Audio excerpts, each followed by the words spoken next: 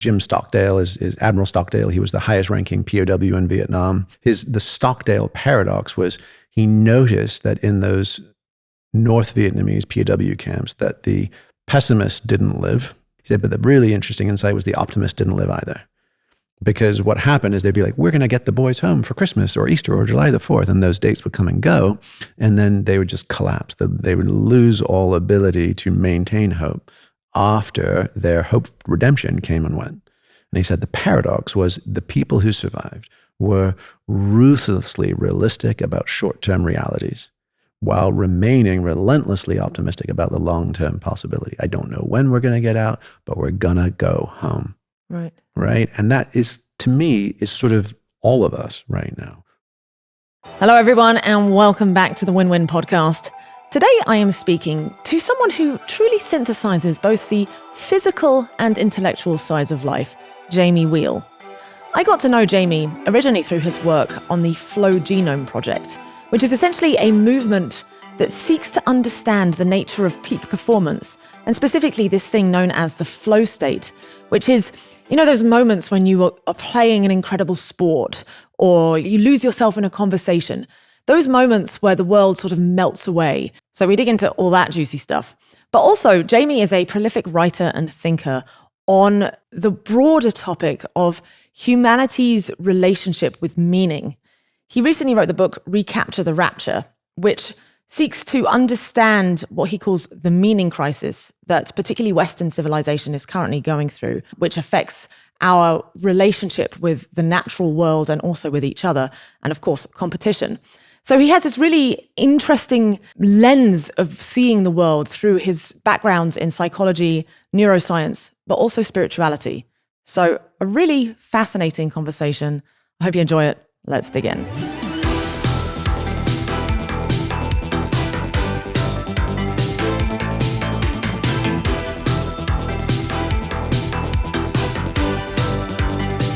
Jamie, were you much of a games player growing up? And if so, which was your most formative game in your childhood? No, I'd say I was generally a terrible games player. I would get bored or disinterested. I think backgammon is kind of where I gravitated.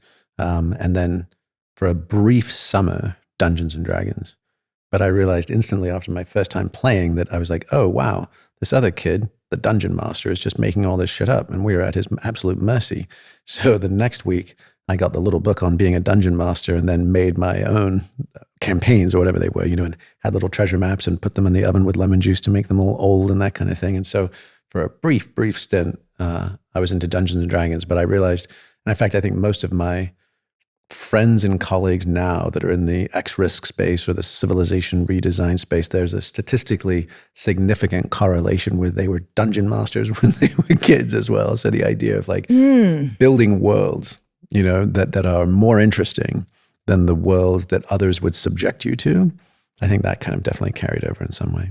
Designing the rules of the game as opposed to maneuvering the existing rules that were passed down on them.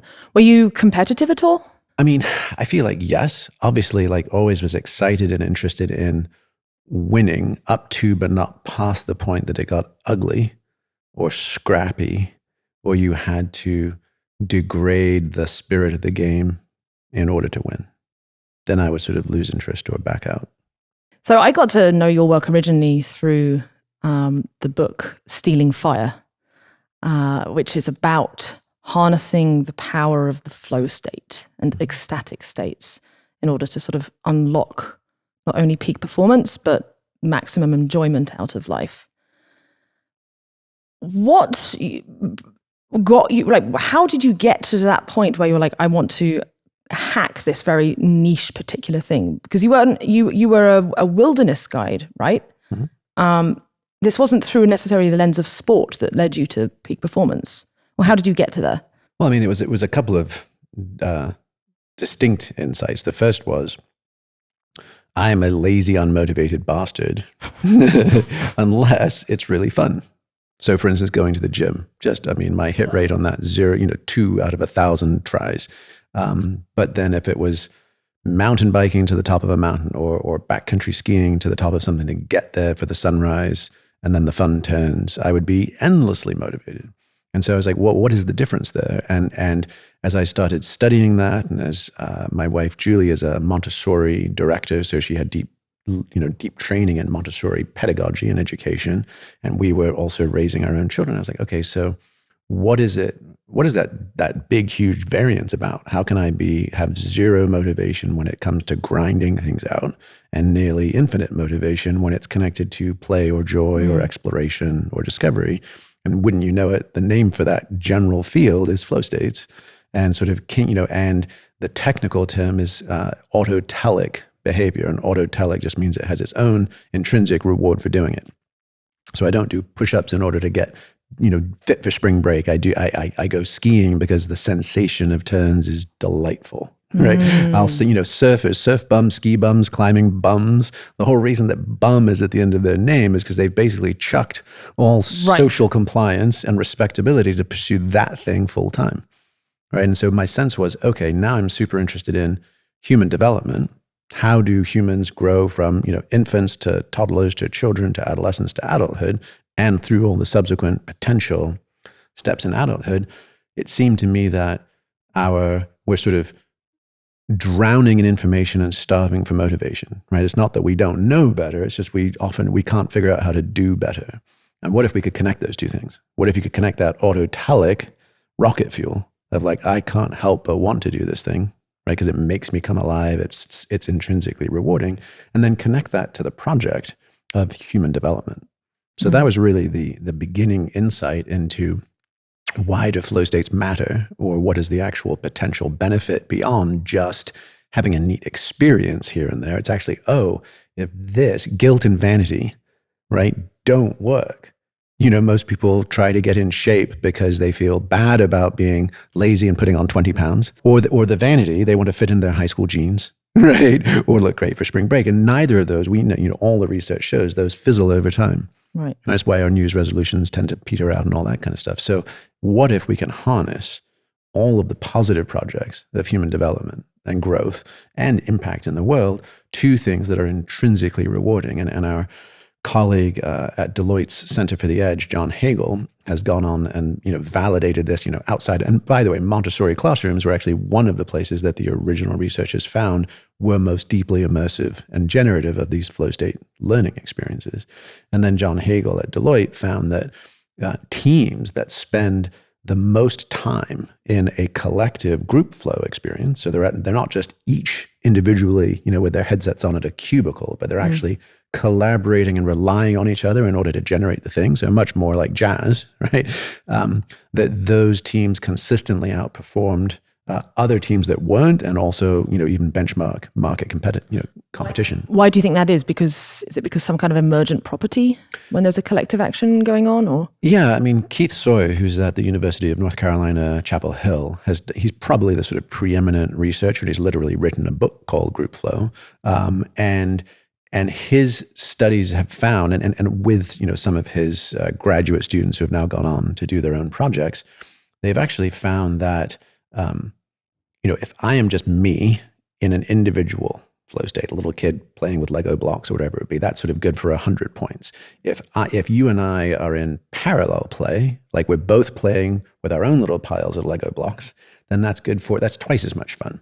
But if we are actually in intersubjective or interdependent group flow, so we're building a castle together, we've pooled our blocks, right? Or a basketball team, who's relying on each other, or a jazz band, or whatever it would be, then that's 300% more rewarding than just doing it in isolation. So it is arguably the most intrinsically, magnetic thing we can possibly do. And then obviously there are enormous indicators that a group flow state does, to your question, is there some emergent property? I would say it's almost a subtractive property, which is you don't have isolated, fragmented egoic drives and will, and you end up with a coherent, collective, concerted effort. So in crew or rowing, right, they actually have a term for that when everybody in an 8-man shell, right, is together. They call it swinging, which is literally where all the blades are moving together and you just feel like you're slicing through the water, which is, funnily enough, the same term that jazz musicians use, right? What does it mean really? to swing, right? Like that idea of what is that, effortless thing. And I think there's even some jazz albums that even like have been called like Round Midnight is a very famous jazz album because that was the time, right? Around midnight, first set's already happened. The band has had their set break. They're back there smoking reefer and whiskey, right? Right, whatever it's going to be. They're absolutely in the groove, and they come back out. And around midnight is where you really drop into jazz. So that I would say is not only is it rewarding, it's also incredibly high performance. And you do end up with, sort of via negativa, you end up by removing individual motives and agendas, getting to some high shared goal where all effort is multiplied instead of canceled out. So what's going on? You mentioned about removing the ego, essentially. Is that more just sort of a term of art, or is there like something actually going on in the brain that is neurochemically changing where people get into this state? Yeah, I mean, a couple of examples. One is the Sade Business School in Europe. They did studies on, within the business school on leadership teams trying to solve complicated ethical problems. And it was literally, I think it was the scenario was Levi Strauss is opening up a sweatshop in Bangalore, and there's this blowback, and how do you manage it? So there's kind of this multivariable business ethics PR question, and then they ranked and evaluated all of the participants with one-way glass and hooked up to biometrics, who was the most effective and what teams and groups came to the highest quality solutions, right?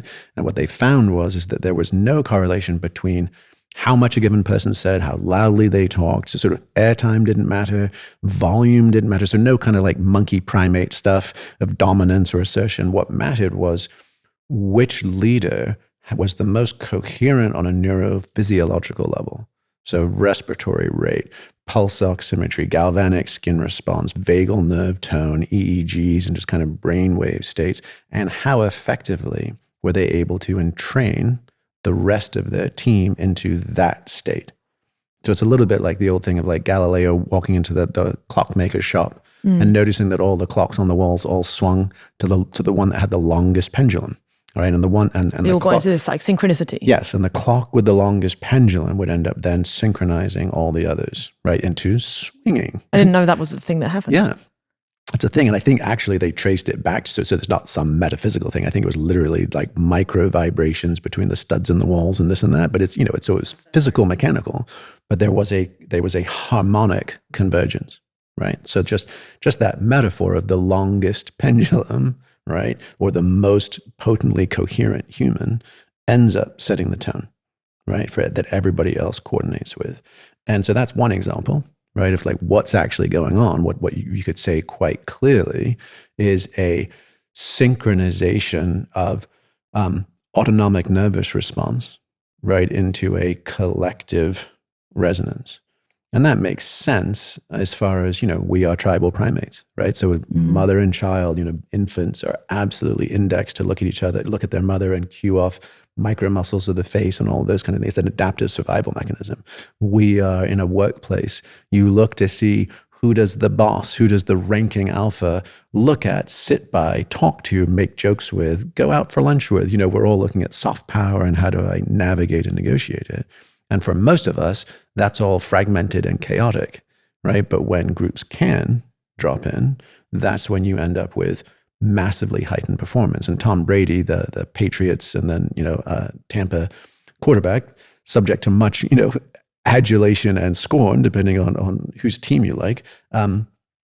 Any way you slice it, I think you could say that he was a master at, in chaotic conditions, especially like Super Bowls and that kind of thing, being able to create coherent group flow in his offensive line to then do these crazy rallies and turnarounds. And there was one particular game where, the Patriots did a ridiculous come from behind, sort of 25 or 30 points in the fourth quarter alone. And they just sort of, once they locked in, they didn't drop it again until they had won.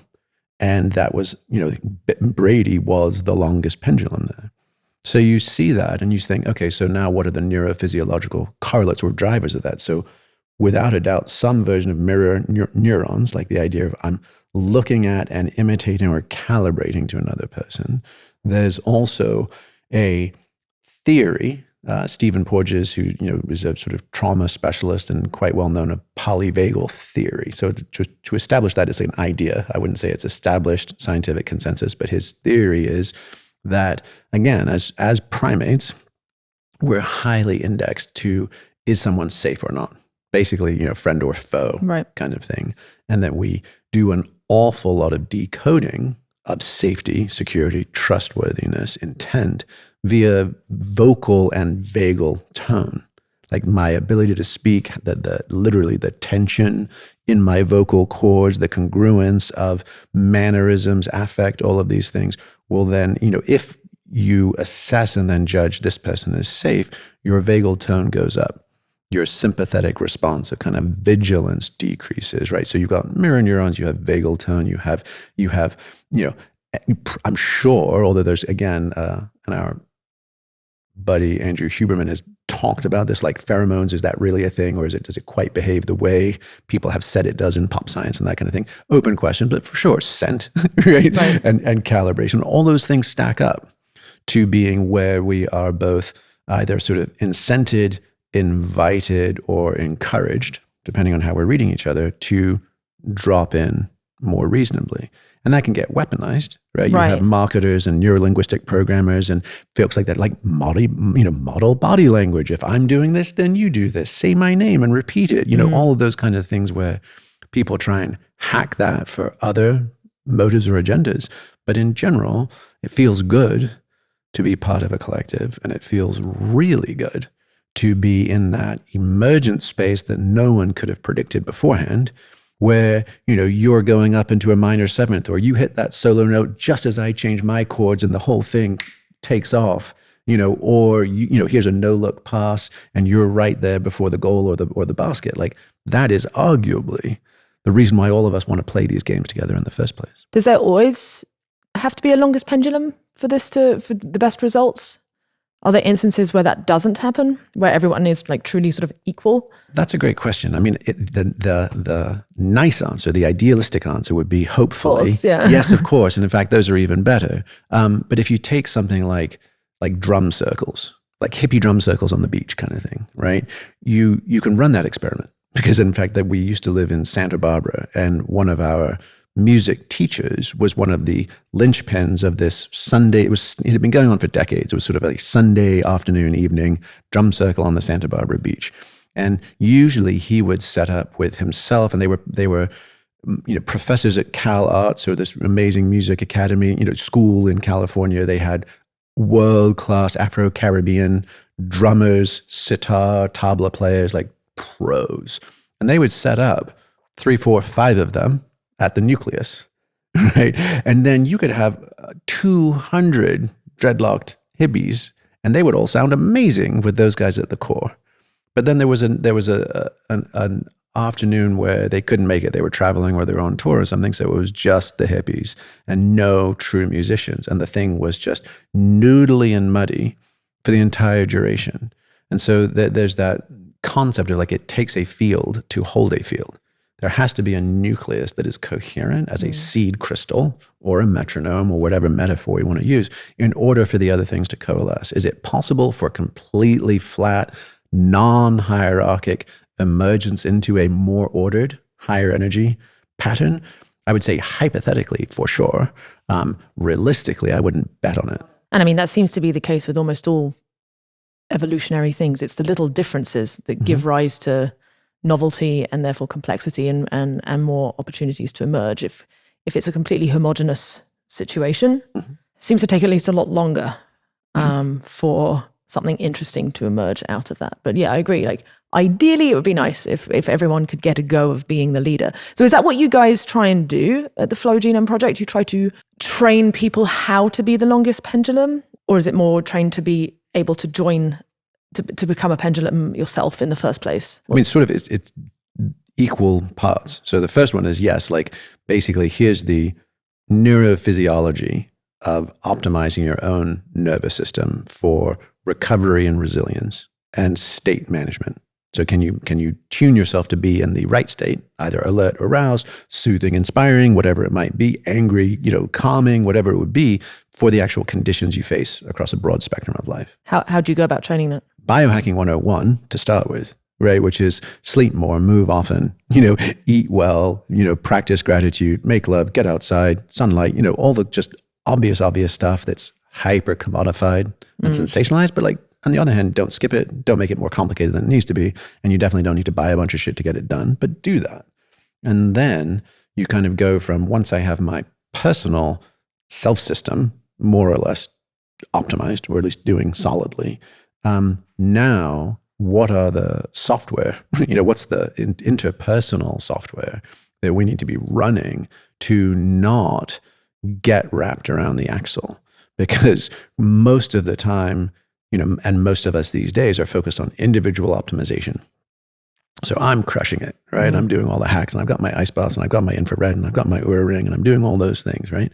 But then we run smack dab into the wall of how on earth do we coordinate and collaborate as tribal monkeys? And then you get into all the power games, you get into all the passive aggressive stuff, you all get into all the differences of opinions and the breakdowns in agreed upon modes of discourse. Like, how do we even collectively agree to talk about the things that we're getting bogged down in? So that's the other element that we teach, which is just, what are the half dozen or so tools and models, to interrupt victimhood culture and endless tribal politics? How do you actually say no? This is Bill Urey's work at the Harvard Negotiation Project. How do you actually say no and establish and reaffirm boundaries while deepening versus threatening relationships? How do you notice competing commitments, which is like Bob Keegan's work at Harvard's Adult School of Development? Like, hey, we say we want to change, but we also have this homeostatic system that doesn't want to change. And why is that? And let's understand what those are. Polarities management, where you're like, oh, binary solutions we've pretty much all solved for. Everything we're facing today that's worth either getting paid for or fixing on behalf of humanity is a complex, wicked problem, right? And none of them submit to binary solutions. So Democrat versus Republican, is it all moral failings that the poor are poor, as the Republicans would hold, or is it all social structures? Right. And, and we need to address systems. So the answer is, obviously, it's a balance between both. Right. And if you ignore one at the expense of the other, you'll always get partial and ineffective solutions. Just simple things like that you're like, oh, once we sort of upload that software collectively together, we can have, it's basically like the Vygotskian scaffolding. So Vygotsky was this Russian educational theorist, right? And his whole notion was, if you scaffold people's experiences, so just training wheels, right, basically, you can raise the level of their capacity and their performance above and beyond their innate capacities. So a mutual friend of Daniel Schmachtenberg's and Jordan Hall's and ours, Zach Stein, is a Harvard psychologist, very thoughtful guy. And he was working with an organization. His whole dissertation was on standardized testing and how whacked it is, right, and how the inequities it bakes into the system and that kind of thing. And they did studies where they would have somebody, fundamentally on an intelligence or cognitive capacity assessment, right? Make sense of your life, make sense of the world, make sense of this word problem, whatever it would be. And then, and then someone would score, a 60% or a 3 out of 5 on a Likert scale, right?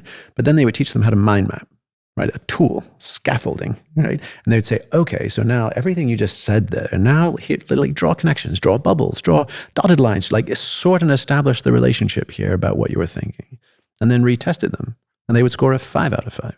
So there's sort of up to this 40% swing in someone's intelligence or cognitive capacity just based on, did you give them a tool, right? It's like Steve Jobs saying, that a computer is like a bicycle for the mind, right? And you're like, oh, okay. So how many bicycles for our minds, right, can we share and create such that we can all pedal faster? Because you wrote a book recently called Recapture the Rapture, which is trying to address the seeming sort of psychological ills of our society. Can you try and sort of summarize what your thesis is on why it seems like victimhood culture has become so dominant, disconnection, general malaise people are having? Is it a function of fear of the future? We've been hearing doom and gloom from climate change and all these other growing risks, or is there something more fundamental going on inside us psychologically that is giving rise to this? I mean, I think without a doubt, like, what on earth is going wrong these days, and why are so many people sad, suffering, disconnected? I think that's just a massive multivariable situation. But one of the things that I mentioned in that book was just things are getting exponentially better and things are getting exponentially worse at the very same time, and trying to map two intersecting, contradicting, overlapping exponential curves, it's confusing. Beggars the imagination. I mean, right, the whole three-body problem in physics, which I know you must be deeply aware of. I mean, it's very hard to be like sun and moon and stars. Like you get and chaos. And we are 8 billion bodies, all with volition, and pesky human nature. So trying to map what is going on as things are simultaneously Steven Pinker and Hans Rosling and all the lot of like, if it bleeds, it leads. You've been massively misled. The world is safer, better, cheaper, more prosperous than it's ever been. Ta-da. And you're like, oh, thank God. And then you click over to polar bears and Thwaites Glacier and, all of these things. You're like, oh no, which is it? Right. So as we have that initial experience, which naturally triggers hypervigilance and threat response, like, oh shit, right? Are we coming alive? All this wonderful stuff, my own personal life, my personal growth, my relationships, my career. Am I coming alive? That's the inquiry I'm in. Or are we staying alive? And I need to be practicing triage, right? And in a threat response. And toggling back and forth between those two is crazy making. So what will we do in that situation? Will you be like, this is above my pay grade. Who do I turn to for advice as to what's going on and what should we do? And that's where we can then hop over to the meaning crisis. So if you've got the kind of a polycrisis or whatever word you want to use for a whole bunch of things are going into the critical red zone, from geopolitics to macroeconomics to ecology to, you name it, all of those things are happening. And at the same time, we've had a concurrent collapse of the pillars of truth that we used to look to. Right. Which, I loosely just call meaning 1.0, which would be organized religion, which for 99% of all of human history was where you look to do. Who am I? Where am I from? What is this thing about? How ought I act? And who are we? And that's collapsed in the last 50 years quite solidly, to the point where, now as most people are familiar, Pew Research Foundation and lots of others have found that, I don't belong to anything. I'm spiritual, but not religious, is now the largest and the fastest growing category. Which when you think of, you might just be like, oh yeah, no, okay, sure, that's fine. But then you think back to all of human history. What did it mean if I had identified as spiritual but not religious? I would have been a heretic, an apostate, a pagan, and I would have been run out of town, burned at the stake, thrown in the prison, whatever it would have been. It would have been a death sentence. So it's super unusual that we've just broken with lineage wisdom traditions of our culture and tribe. So that's step one. But we've been doing that for a while. And then you had the Sam Harrises and the Christopher Hitchens and those folks, the new atheists, who a decade or more ago were saying, sort of tap dancing on the grave of, right, the death of the church. And they're like, good riddance to bad rubbish, superstitious claptrap, opiate of the masses, all of that kind of thing. And here we're all going to move into, what is nominally meaning 2.0, which is basically just the modern, rational, liberal, scientific experience. And I mean capital L liberal, not lefty Democrat liberal, right? And just that sense of, reason, empiricism, scientific method, rule of law, all of those things. Enlightenment values. Yes, all the Enlightenment values. But that's been taking a beating as well lately. And it sort of went into overdrive during the COVID years, right? The whole epistemic collapse of, the Ivy League schools, half of them have been in the tank for pay-to-play, kid placement. Oh shit, you can't even trust those guys. The Lancet is in the tank for some super shady publications that they rushed to judgment. What's going on with the CDC, international NGO organizations, WHO? Can we really trust them? Right? You've seen the shattering. Looking at the banks, looking at McKinsey, looking at Goldman, all of these folks getting caught with their hands in the cookie jar. All of these folks clearly going above and beyond following the science, which created this totally understandable backlash in both the far left and alt-right, where you now have these entire spun-up cottage industries of saying, we've been sold a bill of goods and we can't trust anything that any authority is saying to us, so now we're going to do our own research and make stuff up, and then fragmented into the echo chambers of, cheap to publish. Basically everybody's got their own public access TV station now. And so unsurprisingly, the quality and the consistency of any shared truth claims have gone out the window. Because it seems to, your friend Jordan, I remember what he tweeted a year ago that really resonated with me. He's like, everyone's talking about it's left versus right, conservative versus liberal, etc. He's like, no. The real generator of these culture wars is the tension between centralization and decentralization itself as two sort of forms of societal structure. That's where this is where the this conflict is coming from. It's these two forms of governance themselves trying to find a way to either coexist and not trying to coexist, trying to both dominate how things are done. Would you agree with that? Yeah, I mean, I can for sure see the truth in what he's pointing out there. For me, it's a similar delineation, but slightly different. Which is, my sense is that we're waging there's a literally sort of a pitched battle for the future direction of humanity, which is, can we level up into playing an infinite game where sort of, all humans are created equal and entitled to, right, life, liberty, and the pursuit of happiness, and the objective is fundamentally carrying on the Enlightenment experiment with, tweaks, modifications, upgrades, true ups, truth and reconciliation, whatever needs to happen, but still fundamentally that project, versus the smash and grab down into finite tribal win-lose dynamics. And in that way, right, you get let's just take sort of the Proud Boys on one side as like militarized alt-right, and Antifa as militarized far left, right? And they, not surprisingly, would think they are sworn enemies of each other. But if you actually bucket them as, you're all playing finite game, win-lose, tribal, right, versus us stepping up into collectively figuring out the infinite game, you're actually on the same team.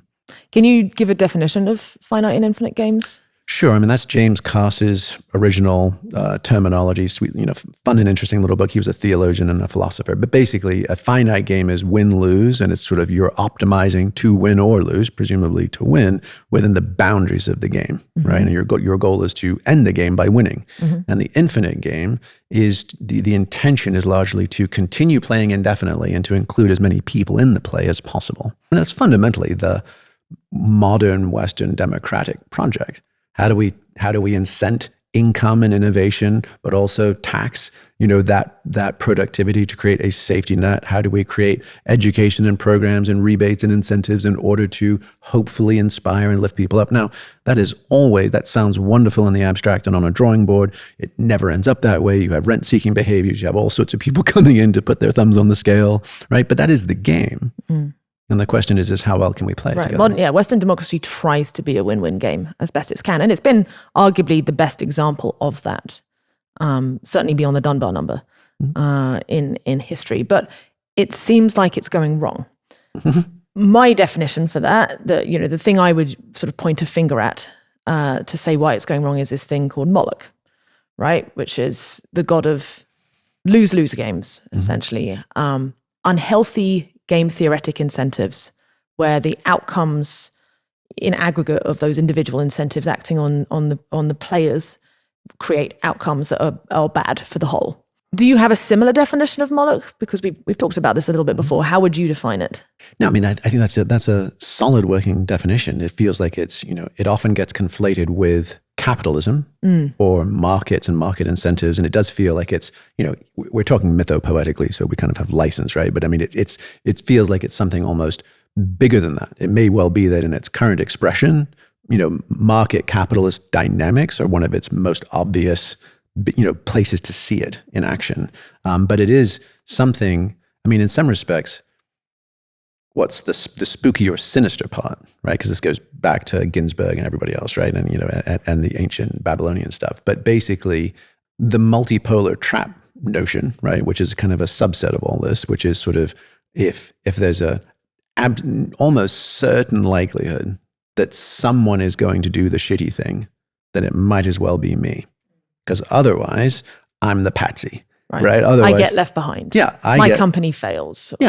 So if it's someone violating tax law or environmental regulation, or who's going to collapse the last fishery or chop down the last redwood, if it's definitely going to happen, it might as well be me and mine.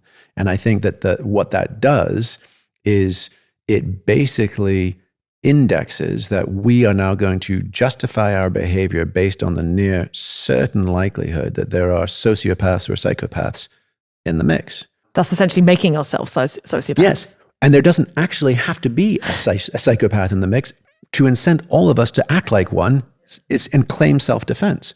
So that to me is almost the essence of Moloch. the fact that, and that's the sinister evil part. You're like, how the fuck did we get into this pickle? I thought we were halfway decent humans. And the reality is I just have to suspect that it's like that game Mafia or whatever. Like I just have to suspect that someone in the room is a killer, and then I will act like one in order not to be killed. But Moloch is, in essence, it's a coordination problem. It's getting everyone to agree to not do the selfish short-term thing for the good of the long-term whole, even though it puts them at short-term risk, essentially, short-term disadvantage. Is there a way to sort of like inculcate that into people's minds and nervous systems so that they can stay more resilient to that through training, essentially? I mean, I'd love that. I'd love to be able to say yes to that. I'm massively underconvinced. I'm not convinced that simply seeking interesting or peak states necessarily has a 1-to-1 or even 1-to-3 or 7 correlation with development of moral and ethical behavior. And in fact, particularly in the extended psychedelic renaissance, Burning Man, transformational culture, Tulum, Ibiza, circuit, you can actually make a fairly strong case that it has fuck all to do, right, with the states that people are seeking. So that's the skeptical side of it. The optimistic side is if people are in a place of abundance, safety, security, concern, or connection, and compassionate care, yeah, I think we behave better, right? So if we are under-resourced, then that's going to lead to more reactive, more trauma-informed behavior. And if our tanks are full, right, we potentially have a little bit less clutch and grab and a little bit more willingness to share. But that sort of brings us to that question as to whether or not win-win games are possible, desirable, et cetera, versus win-lose games. And how do we kind of find our way through that landscape? So can we, or even should we, be trying to transition society from what is fundamentally a win-lose game into an win-win game? Aspirationally, win-win, where we all get to expand and expand the game, play for as long as possible, include as many people as possible, is, in a nutshell, the Enlightenment experiment, right? Bug it up and bastardize along the way, but still, I think, really viable and worth protecting. But I think paradoxically, in order to get there sooner, we actually need to figure out how to play win-lose games better. Right, so rather than paying lip service to the ideals of win-win, but when push comes to shove, everybody's got the knives out, right? And you can see this in utopian countercultural communities. We're all one love. We're like, but who's going to get the nice house? Who's going to get the lot? Who's banging the leader? Who's going to get the money? All of those things, right? All of those things happen, and they happen because at the deepest structure of biological life forms, it's one up, one down. It's life or death, eat or be eaten. Right. And that's not to say that is the only option we have. It's not to get old Jordan Peterson about lobsters and things like that. It's just to say that is a deep root structure. And so my sense is that we earn the opportunity to play collaborative win-win games when there is basically a surplus or abundance of energy in the system. Right. But if it comes down to vital thresholds, right, and either I live or die based on whether I get that next energy credit, photon, or calorie, right, then it is elbows out. And that's okay, because you could say, oh, well, win-win, we have to expand our consciousness. We have to level up. You can't solve the problem at the level that created it, all those kinds of things. And then you're like, yeah, and that's fine if I, as an individual, get in touch with my inner saint or bodhisattva. I say, in fact, my life is no different than your life. I am you. We are all one. Here's my lunch, right? That's beautiful. Individual sainthood. But that mother becomes a martyr, right? She chooses that. Becomes a murderer if she says, yeah, and my kid too, for the strange kid halfway around the world, right? So we can have an individual mutation of consciousness where we're like, I'm willing to sacrifice myself for a win-win, or so that the least of my brothers and sisters can eat. But we tend not to be willing or able to do that to our offspring or descendants. That violates a deeper level of code. So you're sort of like, okay, so what is it like to play win-lose games and actually commit, not that win-win, because that only works with a surplus of energy. Then we can afford to be generous. Then we can play for the long term. But when it comes down to true binary, you're down to survival. And by the way, all the games people play, right? That famous book in the 60s, that pop pop psych transactional analysis book, was basically like, here's all the games. There's money games, there's power games, there's sex games, and so certainly money, power, social status are all versions of survival, right? If I lose my social status, I'm the outcast in my tribe. It's a social death, potentially a real death. If I don't have enough money, those are energy credits and coin of the realm. And sex is, if I lose in the sexual politics game, I don't get to reproduce, and effectively, even if I live, my downline dies. So all of those are still expressions of binary life-death games, right? And so the question is how do we treat the losers better? So how do we redesign the game so that the losers don't lose so much? Yes, and or you're decent to them, and or you provide off ramps. You defy the whole classic thing in the world wars is defeat with dignity, right? How do you provide your opponent with a golden bridge to retreat across? Yes, any number of those things, and including and if we think about this is almost helpful in the negative, where the atrocities that we remember through history or that you see in films and stories, the absolute bad guy is the one who breaks parley, right? Or the right to truce. Like if the guy comes under a white flag and you cut his head off and send him back, you are the absolute bastard. The ultimate defection. Yes, we have all of these symbols and cultures and norms and customs about how can you, it's the idea of, in England, the idea of like, that's not exactly cricket. Right? To say it's not cricket, right, doesn't mean it's not the bat and ball sport. It means you're violating the spirit of the game. Right. So there can still be win-lose games where you uphold the spirit of the infinite game, even as you need to, because of resource constraints, collapse into win-lose. But you do still acknowledge the spirit of the higher game. Right. And so, and again, we notice those in the violations, when people break truces, when people murder all the women and children in a sieged city that surrenders, versus saying you can go free, we're just going to execute or imprison the potential combatants. Things like the bombing of hospitals and schools and burning of churches. When people seek sanctuary in a religious structure, that's supposed to be off limits. It sounds like you're referring to just sadism, essentially. Or just scorched earth competition. And this, right, and the same thing with Walmart squeezing out mom and pop hardware shops or whatever it would be. Like, is there a place where enough's enough? Is there a place where we've won, right? But we are still allowing for the ecology and the humanity for variance to persist versus winner takes all, winner takes everything. What's your leading contender for the way to do that? Is it just better regulations? Because clearly social norms don't always hold true. Most 99% of people don't, when someone waves the white flag, they go, okay, I've won, you've lost, great, and that's it. But there's that 1% that will, just for the sake of it. It's very rare in nature, but you get the cat that does torture its animal, its prey before it dies. It seems like social norms will not be sufficient to just prevent those from continually happening, even though they're so damaging when they do. Yeah, I mean, this is just a tiny cut at it, right? It's infinitely complex. I would say tops down and bottoms up. Bottoms up, I think that we need to actually reinstitute the notion of healthy cultural shaming. Because, and I came across, there was a really interesting book called Enchantment and Exploitation, and it was basically a story, a very detailed analysis of northern New Mexico sheep herding and then cattle raising in like the late 19th century. And basically the Hispanic communities that had been there for ages, for centuries, since original Spanish settlement, were sheep and goat herders. And then you kind of had the East Coast capital-backed cowboys and ranchers with the barbed wire and all the range wars, like who got to fence in what stuff and claim the commons, right?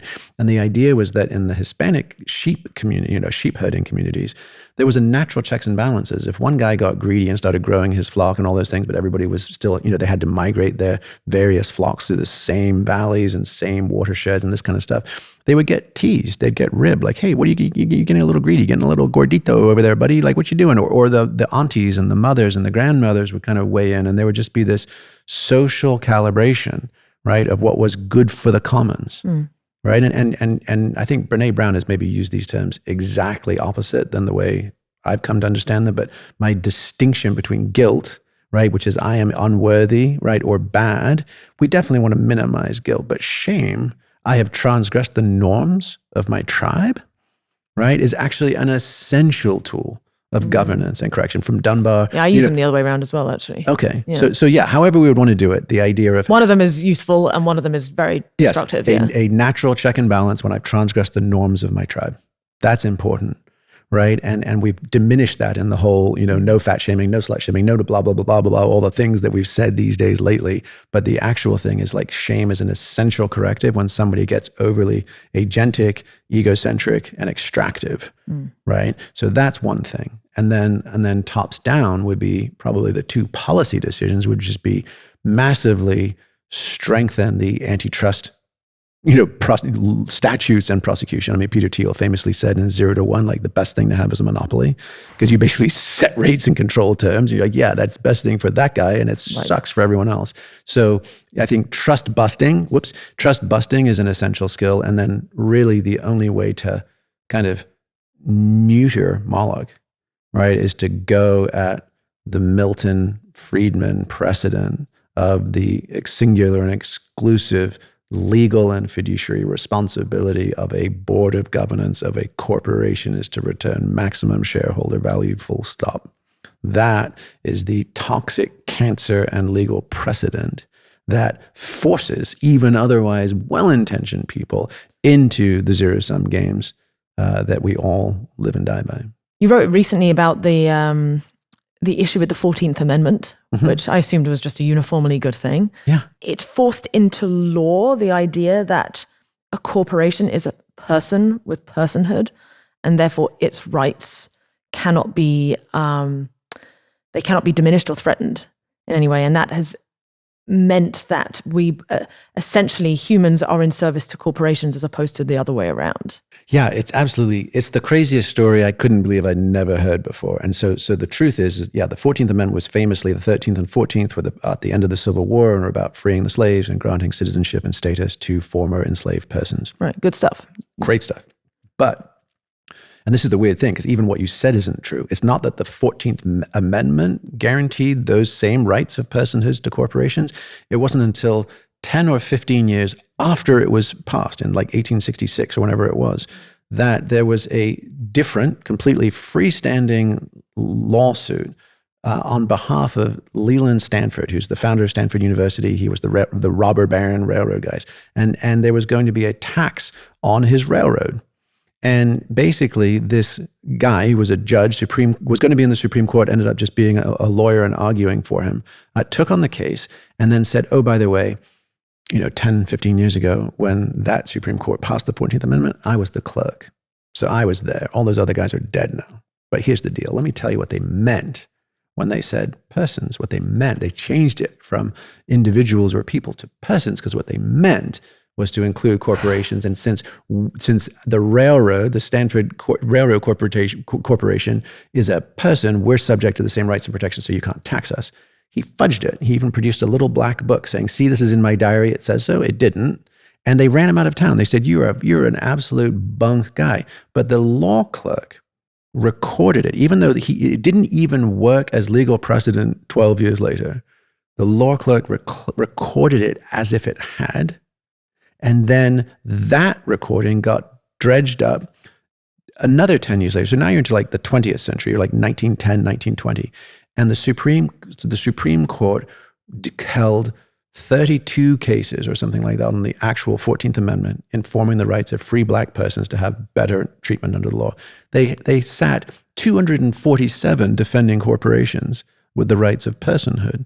So you're like, wait a second, the entire thing about, and then even today, Citizens United, right, which was the Supreme Court decision on dark money into politics, which basically has just blown up the last decade of American politics, because now any fat cat corporation, any PAC can just fund infinitely and don't have to say who we are as we buy the votes of American democracy, because our free speech as a person is protected. So you're like, oh shit, this has had some gnarly knock-on effects. And it wasn't even the judicial intent at the time. It was a lie on top of a lie on top of a typo that then just got picked up and run with and given us not only American case law, corporate case law for the 20th and 21st century, but really now the precedent for the entire world's protection of corporations.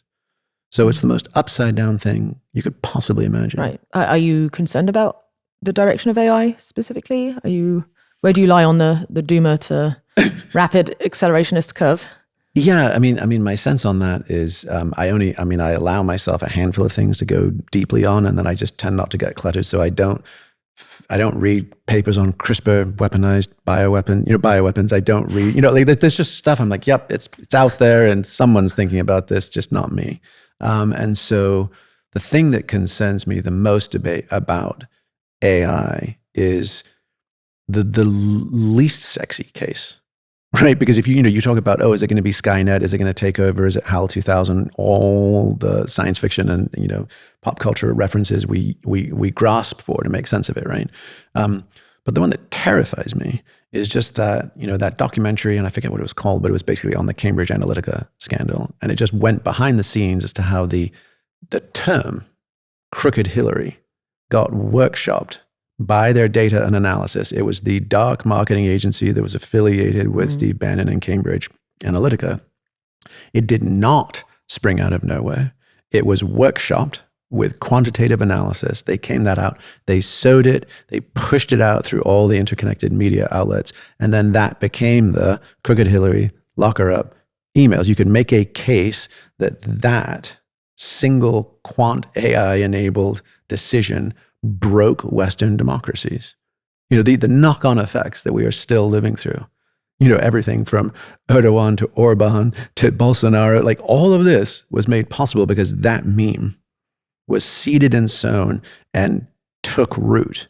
And you can be on the one side cheering it, one side, lamenting it, but that's how it happened. And so you're like, oh shit. When we talk about can AI, what could it possibly do to us? Other than becoming a sinister, self-aware thing that's secretly launching nuclear codes, you're like, we could just get much better / worse at that. Right, weaponized memes, basically. Just weaponized memes and the collapse of informational weapons of mass destruction. Yeah. Yeah. To me, so that's such a low bar. I mean, the answer is sort of we're already there. There's no avoiding that, and who knows what will happen. And obviously, Jonathan Haidt's work, specifically concentrating on adolescents who are basically super digital natives and coming up. I mean, he said, I don't think on the record, but to a mutual friend of ours, he said, look, basically, any girl that has gone through adolescence on Instagram and TikTok is developmentally damaged by that experience. And you're just like, that is heartbreaking. Yeah. And they just released, his research organization just released a piece I was looking at before coming here today. And it was just these it was just different age cohorts. So sort of 18 to 24, 24 to 30, 30. And basically if you were 18 to 24, you were in either of those cohorts, you were in hockey stick increases for anxiety, depression, self-harm, those kind of things. The 35 and older was just trundling along. It wasn't great, but it was baselines. And you could just see it. And you're like, oh my gosh. So like we will be reaping that harvest as they marry or don't, as they settle into careers or don't, as they have children and raise them or don't. So, just as a citizenry, we have all of these toxic inputs already in the bank. And then to your conversation with Daniel Schmachtenberger about, the fact that AI is just a force multiplier on top of all the existential risk challenges, and it's just going to make all of the bad things as well as the good things, but certainly all of the bad things as well, that much more possible by more and more less and less skilled or malicious people to have the kinds of impacts that could tip the scales. Those are concerning. So I almost feel like it's the statistically incremental and damn near inevitable stuff that if I was going to be a betting man, I would say those are quite likely to happen and they're not sexy. You're not going to make a mini series about them, but they are the ones that could potentially undo us, whether or not the big time, more cinematic, epic ones ever come to pass. Where do you think we should start from in terms of inoculating ourselves? And I mean that from an individual perspective all the way up to sort of families, whether it's businesses, to societies, from these kind of malevolent forces, let's say, people who are intentionally trying to create either self-serving or just straight up, omnicidal memes. What are you personally doing to inoculate yourself from those kind of things? Yeah. I mean, this is obviously a ludicrously large and impossible situation for all of us to be in. Simply the things that I'm actually doing. So never mind grand philosophies. Just I remember Yuval Harari a few years ago. I just read something where he said he doesn't consume content that isn't in a book. He doesn't read anything online? No. But basically, he's like, if it's worth reading or learning about, I will buy the best book I can find on it and read that. And I just thought, that's a phenomenal, that's kind of like slow data, like slow food movements, all those kind of things. You're just like, that is good. And I literally feel different and I feel better when I'm reading stuff in books, even if they're topical. It just feels soothing. It feels more measured. It feels often more detailed. I get the gist of a full idea or concept or framework. So while I violate that rule all the time, every day, as I scroll my newsfeed to see what the hell's going on, I'm aspirationally in that direction of just unplug and go into the slow thinking movement, right? Another is particularly with that crazy making overwhelm, right? Of things are exponentially better and worse, and how do I plan my day? I did notice, and I've noticed this in a lot of our colleagues and friends, that the people I know that are sort of quote unquote fighting the good fight, right? They're out there in the front, in the public, they're out there drawing attention to critical issues, those kind of things. They're often getting kind of spun up and burned out themselves, right? It's a lot to hold, and to hold the urgency and the responsibility is more than most of our psyches and nervous systems can handle, right? And I thought, good Lord, if I had a terminal diagnosis, right? Like if I knew I had a year to live, the classic kind of thought experiment, how would I act? And the simple answer is that for most of us, we would be more free, we would be more courageous, we would be more truthful, we'd be more heartfelt, we'd be more adventuresome, we'd do all the things, right? Be outside more. Yeah. We'd heart to travel, hearts and bucket lists and you name it, right? And I thought, okay, well, let's say that 30 years from now, we really are in that totally bleak, wheels off situation. But I look out my window today and it's actually pretty beautiful. The sun is still coming up. The moon is setting. There's waves to be surfed. There's powder skiing to be had. There's music to listen to or share. There's people, there's loved ones in our lives. If we pissed away these days, wringing our hands about what might yet be but isn't. I mean, it's the old Mark Twain thing. He's like, I'm an old man and I've experienced a great many sorrows, only some of which actually ever happened. We're kind of in that neck of the woods. And I sort of felt like, okay, so the simplest is, for me, it's almost the hospice tour of the world and life. Like about 6 months ago, I just kind of set down the super intense urgency that I had been feeling for several years, including the writing of that last book, where I was, like always looking for the solution, always looking for the way through. Right? Where was the gap? Where was the seam? And climbing that crazy mountain that would go and that we can make it through. Because every single one of them that I tracked pinched out. And it was almost always Moloch, right? It was like his fingerprints are everywhere where you're like, oh, fuck. That's hypothetically possible, but we're just not going to do it, are we? We're not going to do it because of perverse incentives. We're not going to do it because of greed or, all of the things. You're just like, fucking goddamn, why? We could. Right, we absolutely could, but the statistically, my gut sense on are we going to, incredibly low given current conditions. So step one was like feed the holy, like celebrate life. Shame on us while there is still goodness, truth, and beauty in abundance, right? Not to be sucking the marrow out of life and not to be putting those memories in the bank. And at the same time, we can never give up hoping. Because if we give up hope, then that adjacent possibility can never happen. Like for certain, it's nails in the coffin if we just go into despair and cynicism, or even just hedonism, like fuck it while Rome burns, while Rome burns, I'm just going to party. Like those are unconscionable decisions. So can we use our feeding of the holy, the idea of like, I'm going to bear witness to the glory of creation, right? And the absolute heart-rending poignancy of this human experience. Can I use that, right, to in some tiny, small, insignificant but profound way, ritually keep the world on its axis, right? As most indigenous cultures did. We pray, we make these offerings, we do these things so that the sun keeps rising, right? So that the rain keeps falling, so that the crops grow. Like, can we participate in the wonder of that creative cycle while we are fortunate enough to still have that opportunity and choice. And then, oh, by the way, leave space for grace, right? Because it has always happened that way. And funnily enough, this was also Yuval just mentioned. He typed something maybe just about AI like a month ago, and he said we have forever, all of human history, all of human civilization and culture is living in someone else's dream. Free markets was a concept. Like the democracy, civil rights, everything that we take as the mimetic norms of our reality came up, someone dreamed them first.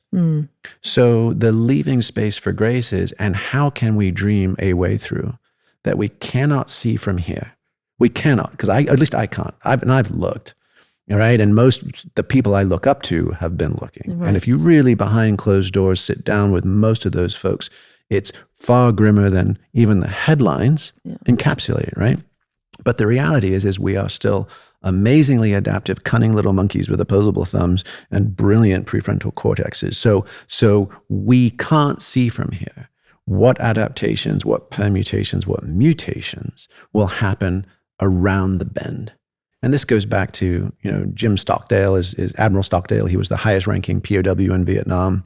And he actually went on to be a vice presidential candidate at one point. But the Stockdale paradox was he noticed that in those North Vietnamese POW camps that the pessimists didn't live because they were like, I'm fucked. Sure enough, they snuffed it. He said, but the really interesting insight was the optimists didn't live either. Because what happened is they'd be like, we're going to get the boys home for Christmas or Easter or July the 4th. And those dates would come and go. And then they would just collapse. They would lose all ability to maintain hope after their hope redemption came and went. And he said the paradox was the people who survived were ruthlessly realistic about short-term realities while remaining relentlessly optimistic about the long-term possibility. I don't know when we're going to get out, but we're going to go home. Right. And that is, to me, is sort of all of us right now. We don't we are in a massive, intersecting, chaotic and complex, tight spot. Right. And it's the confluence of every intentional and unintentional quality of our civilization to date. And we're just hurtling off the cliff, no skid marks. Now, whether or not we can figure out how to turn into chitty chitty bang bang, and sprout wings or turn into a boat or do something else, we can't see from here. And I wouldn't give it super long odds. We may just get subject into the trash compactor of history, right? But it is on us. It's incumbent on us to maintain a thread of hope and resilience. And just so that doesn't seem super pie in the sky, you're like, okay, to me, the where we can look for the most compelling examples of that. I mean, a POW in Vietnam, that's a pretty reality tested one. But the other are, what are fourth world nations or people? So, right, first world was the US, second world, Soviet Union, third world was everybody else, aka all the poor folks that weren't worth scrapping over for the first two. But the fourth world were literally diaspora peoples, the Tibetans, the Kurds, the Roma, right, the Rohingya, like the all First Nations in the Americas, right, where we are uprooted from our home and we are dispossessed people and placeless people in many instances, right? And so the question there is like, okay, how did those, in fact, we're just about to be at an event with Bob Thurman, who's the preeminent Tibetan scholar at Columbia University. He's Uma Thurman's father, but he's a brilliant, wonderful man and scholar, and was largely responsible for the Dalai Lama's move, bringing the Dharma to the West and all of the Free Tibet movements and those kinds of things, and have actually asked him to speak exactly on this subject, right? Which is like, how do you maintain cultural continuity? How do you maintain love and compassion? How do you maintain hope for future generations that haven't yet been born while this generation is in the absolute suck of it? How do we maintain radical hope?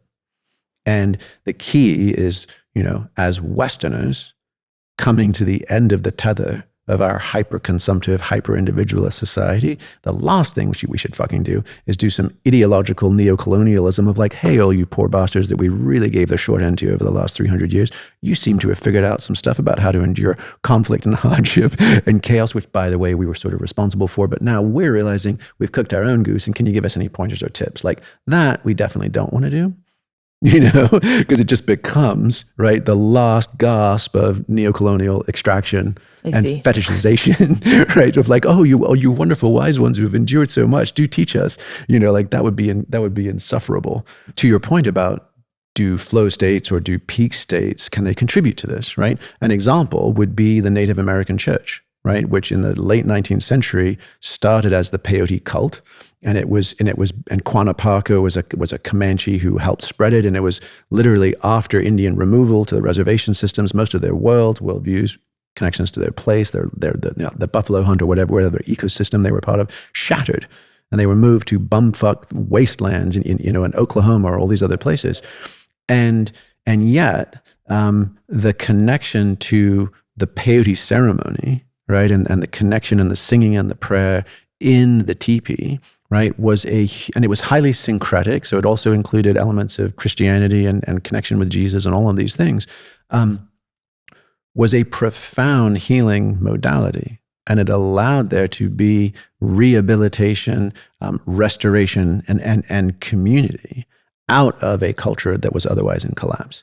And so those kinds of moments and those kinds of movements can be, I think, profoundly informative and instructive. How do we digest our grief? How do we metabolize our trauma, individual and collective? And there's quite likely going to be more of it, right? In fact, again, Zach Stein has said we may be entering an era where billions watch while millions die,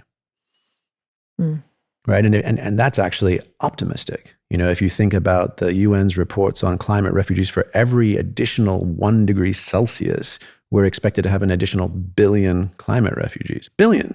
There's only 8 of us total. So like that gets large in a hurry. So for sure, you could say that fourth nation diaspora peoples do hold insights, and to acknowledge that none of this is neat and tidy. And one of the questions I intend to be asking Bob Thurman about this is, what about the Tibetan nuns and monks who have engaged in self-immolation? There have been hundreds in the last decade who have said, okay, Dalai Lama, we revere you, and we absolutely get the long, infinite game. Maybe the Chinese invasion was actually a part of the impetus to bring the Dharma to the West, and maybe this is, good luck, bad luck, who knows? Maybe this is all going to work out for the best, but fucking hell, man, this is genocide. Right. And we have to take witness. And there have even been monks in Dharamsala, younger ones, who are like, actually, we need to engage in some terrorist acts. We actually need to fight back. The Kampa, right, the Kam people in Tibet were actually, they were badasses. They were like the Lakota of the Tibetan plateau. And, with all sorts of interesting cahoots with the CIA and everything else during the Cold War, actively, aggressively, and highly effectively fought the Chinese. And it wasn't until Kissinger betrayed them completely as Nixon went to China, and then suddenly it was like, oh, we don't need you anymore, that those guys all got clipped. So the questions as to how do we navigate the decades to century ahead? How do we do it maintaining hope? I would say the first is unplug from our craziness online, be more of an analog human to the extent that you're capable, live as if it's your last year on earth and suck the marrow out of all the things that are beautiful and wonderful and true while we still have them. Without falling into hedonism. Without falling into hedonism and diversion. Where you're becoming even more extractive. Yeah, exactly. Right. And then also, like, let's start girding our loins. What does resilient culture look like? And my sense is that just a psychological, categorical analysis is that we're actually not built to handle the stresses and the challenges that we're facing right now, because we're almost 100 years into being conditioned as fragmented, isolated, rational consumer individuals. So we've all been conditioned to almost be like potted plants, and we're wrapped in plastic and our root balls are all bunched up and we have to rely on artificial watering and artificial light and artificial nutrients, right? But if you think, and of course we blow over, and of course we get mold and mildew and fungus and all these things, and of course we're not resilient and a shadow of our former selves. But when you realize, we have to take our stand in a stand of relationships and networks and ecology. And, the beautiful, we took our kids to do a canopy tour in the Redwoods in California a few years ago. And the interpreter was like, hey, here's the deal. And this was before that book Overstory came out. It was before all of these neat books that have been acknowledging this. And she was just like, yeah, here's the deal. The redwoods that are down in the creek shunt water to the ones that are up on the ridgeline and are dry. When one of them gets attacked by a beetle or a pest or a fungus, the others instantly understand and develop antibodies. And even albino redwood trees, and they pointed to one, they're like, evolution, law of the jungle, that motherfucker should not live. A plant that cannot conduct photosynthesis does not get to spread its genes.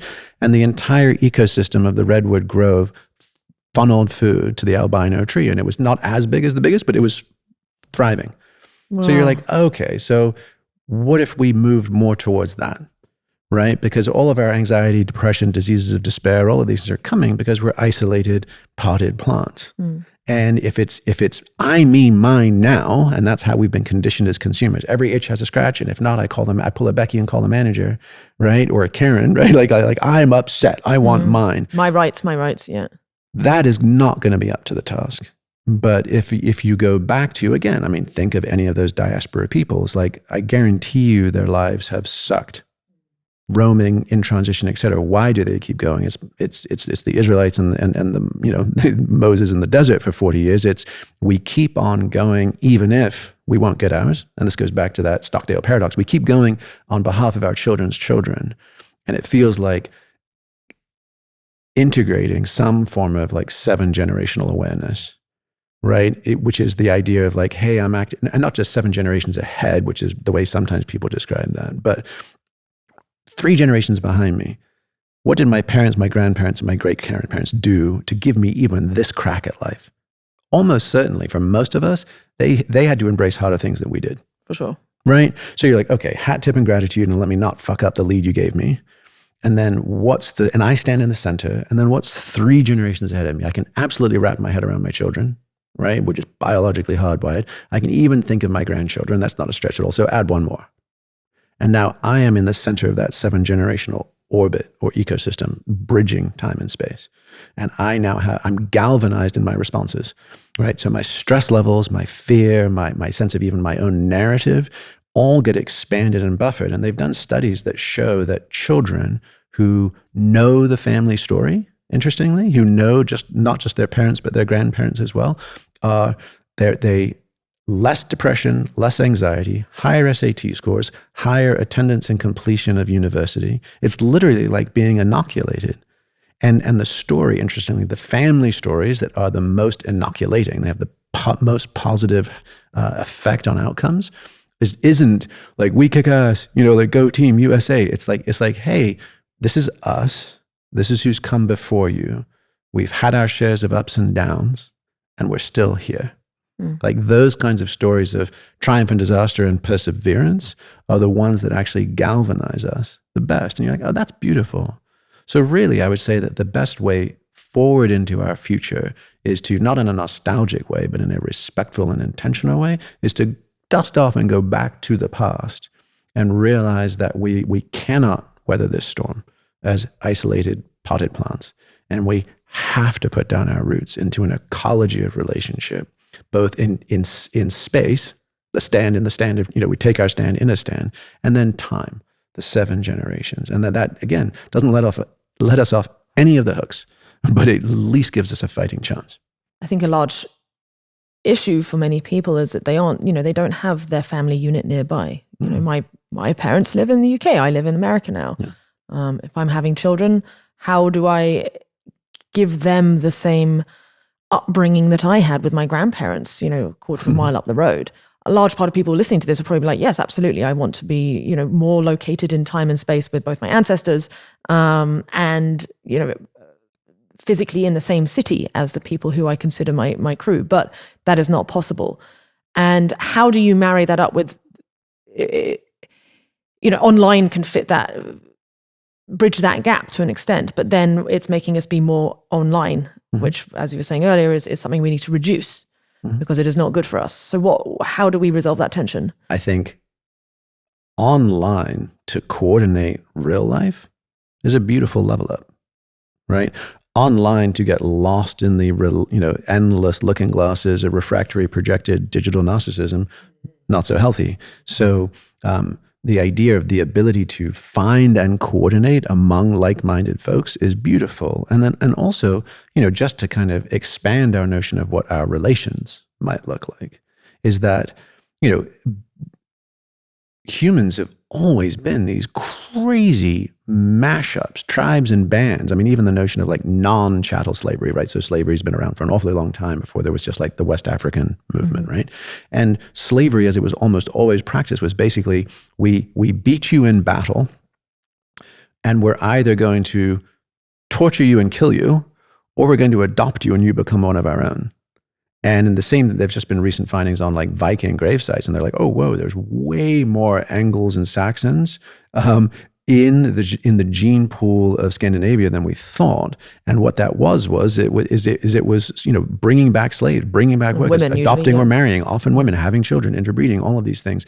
And even millennials these days, right? The friendsgiving and chosen family, right? So those two working terms exist because people are saying, gosh, man, my family of origin, bit of a crapshoot, maybe kind of dysfunctional, especially if I had different gender identities or anything non-conforming to the culture of the place. I had to leave that in order to find myself and find my people. That's a beautiful notion, but it's new old. It's a new expression of what is an ancient thing, which is we always sort of pitched in and got on with who we are around. So even if our biological families are incompatible or geographically distant and those kind of things, chosen family, chosen kinship, those kinds of things can be beautiful, nutrients that we all sort of, make us stronger and healthier. What books have been most formative to your thinking, almost helpful for you in the last couple of years, particularly in finding this healthy middle ground of maintaining hope, but without getting lost in the constantly looking for solutions?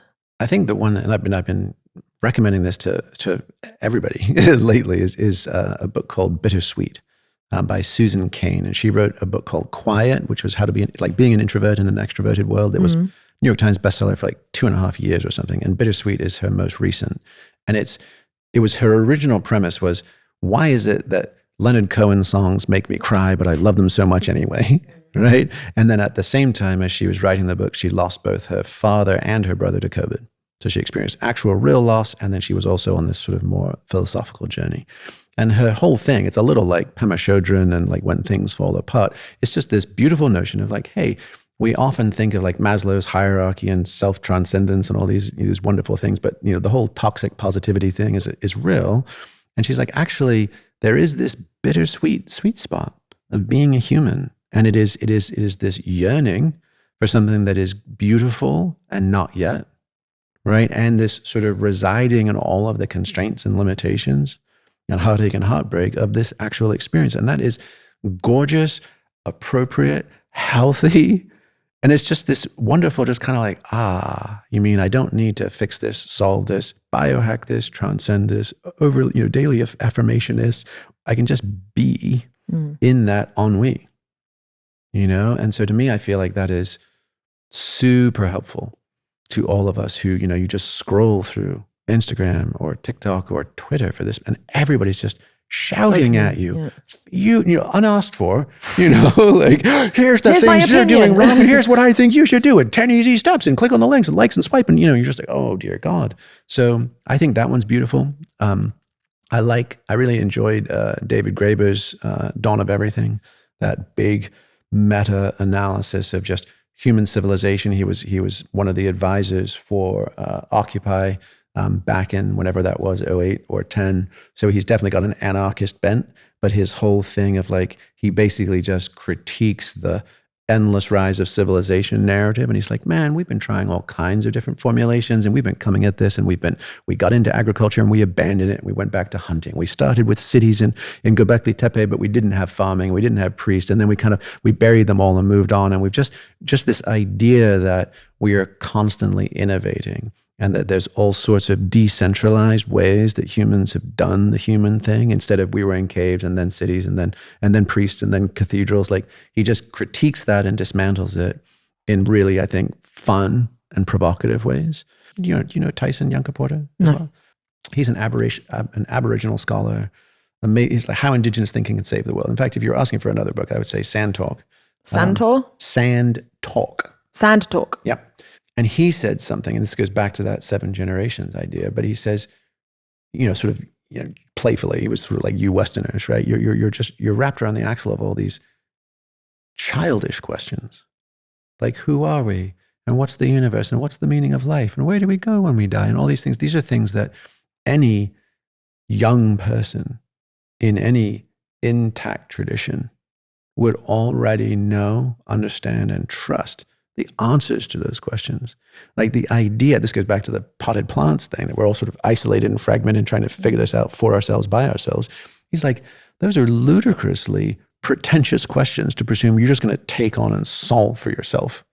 Like the answers are in our elders, the answers are in our ancestors, the answers are in our gods and rituals and worship. This is who we are.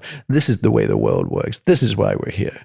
This is where we go. This is where we came from, And just that idea that that's a sort of almost adolescent hubris, that we can and ought to figure that shit out from scratch.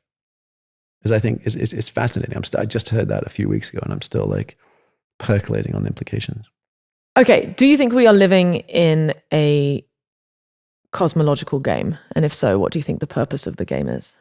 Do I believe we're living in a cosmological game? Yeah, are we in some kind of game? Mm-hmm. And if so, what is the objective of the game? I mean, the old hippie bumper sticker, like life's the school and love's the lesson. I heard that one. Yeah. I don't think it's half bad if you want to, commit to the bit. Right, that yes, this is a game, and this is the purpose. And in fact, John Lilly, who's the famous / infamous University of Pennsylvania PhD, psychonaut, LSD with dolphins, inventor of float tanks, that guy who went longer than almost any other human ever has since and come back to tell about it, went as far as divining. I mean, he would intramuscularly inject ketamine and spend hours at a time in float tanks in deep space, communicating with multiple levels of entities. And because he was a rational scientist, was also mapping it. Now, if you look at his later shit, which you can find on YouTube, he's wearing like a Davy Crockett coonskin camp and looks like a lysergic shoemaker's elf. So like definitely. He's gone there, huh? he went there. But he even articulated the Earth Coincidence Control Office. It was this system that oversaw Earth. And you can even go to his Wikipedia page, just John Lilly Wikipedia, and it lists there the 8 rules that he received from ECHO, from the Earth Coincidence Control Office. And it was like everything that's happening in your life is happening for a reason. Like the key is not to forget. Like everything here is training you for purpose-built shit. We control the large coincidences in your life. You control the small coincidences. And it's just this whole like rules of the game. And you're like, oh shit, that is awesome, right? So if that were the case, wouldn't that be amazing? My personal situation is I'm almost in the sort of the antithesis of Pascal's wager, right? So Blaise Pascal, right, famously said, better to believe in God in case he's there than not believe in him and burn in hell for my doubts, right? And I would almost sort of say, this wasn't a choice, I just kind of have ended up here. It's almost more like Nietzsche's wager, right? Better to believe that God is dead, right? And if it turns out I've got guardian angels looking out for me, fucking bonus, So I would say, what's the MVP? What's my minimum viable philosophy, right? that gets me through the night. And to me, I don't know, and I'm not sure any of us can, but I'm pretty certain I haven't yet figured out with any declarative certainty whether there is a bigger picture, whether there is, the goddess is alive and magic is afoot, whether all of these things. And that's not to say I haven't had life-changing, shaping, and informing profound, non-ordinary experiences. I have and I do. But epistemically, where they live and what that means about larger orders or truth claims, I don't know. I'm an agnostic Gnostic, right? I've had the experience, the undeniable truth of effing the ineffable, right? And I have no fucking idea what the implications are of that. So for me, the MVP, my minimum viable philosophy, is just, I choose to believe, and this is, I'm willing to like double click on this, like this is where I end fact-based assertions or evidentiary argument. I choose to believe that a universe with a little more goodness, truth, and beauty in it is better than a universe with a little less. And then that gives me all I need to know to act. and to act in, hopefully, a direction that more aligns with that. I'm not saying that is the truth of it. I'm not saying that is validated or stamped, by a higher power. I choose to believe that. Feels right-ish. Mm-hmm. And it's enough to govern all my actions from here. And if it turned out that I crossed the pearly gates and I get a little pat on the head, like, oh, Jamie, you were such a sweetheart. You tried and you struggled and you did this all alone and you never prayed to all of us. We were just sitting here ready to cheer you on. It would have been so much fucking easier if you just relaxed and realized you were on rails. And I would have gone, oh, stone me, right? The joke's on me. But for me, it's enough to get out of bed. Right. And I take that. I would rather be pleasantly surprised than gutted when I went to lean on something that wasn't there. Beautiful. Thank you so much. Thanks for listening, everyone. And of course, thank you to Jamie for joining me today. I've linked in the show notes below all of the sort of resources that we talked about. And do check out his books, Stealing Fire and Recapture the Rapture. They are excellent. Also check out flowgenomeproject.com and also his Substack. Again, link below.